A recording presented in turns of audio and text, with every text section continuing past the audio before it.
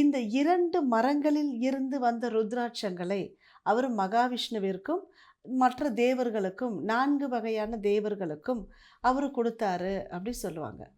அப்ப இந்த மரங்கள் சில குறிப்பிட்ட இடங்களில் நல்லா வளர்ந்துச்சு. இந்த 2 ருத்ராட்ச மரங்களின் வேர்களும் பல இடங்களில் பரவி இருந்துச்சு அப்படின்னு சொல்லுவாங்க. இதெல்லாம் நம்ம புராணம் சொல்லுதுங்க. அதனால தான் நம்ம ஸ்பெசிஃபிக்கா முக்தியை தருவதற்காக அப்படின்னு சொல்லி நம்ம ஒரு குறிப்பிட்ட ஒரு 7 இடங்கள சொல்லுவாங்க. அந்த குறிப்பிட்ட 7 இடங்கள்ல காசி, காஞ்சிபுரம் இதெல்லாம் வரும். அப்ப இந்த ருத்ராட்சம் எவ்வளவு புனிதமானது பாருங்களேன். சைவத்தில் இருப்பவர்களுக்கு மட்டும் இல்லைங்க, எந்நாட்டவருக்கும் இறைவன் இல்லையா? தென்னாட்டவருக்கு சிவனே நம்மளுக்கு கதி அவர்தான். அப்ப சிவபெருமானுடைய கண்ணீர் துளிகள் தான் ருத்ராட்சம் அப்படின்னா, அது எவ்வளவு மகிமை வாய்ந்தது, புண்ணியத்தை தரக்கூடியது.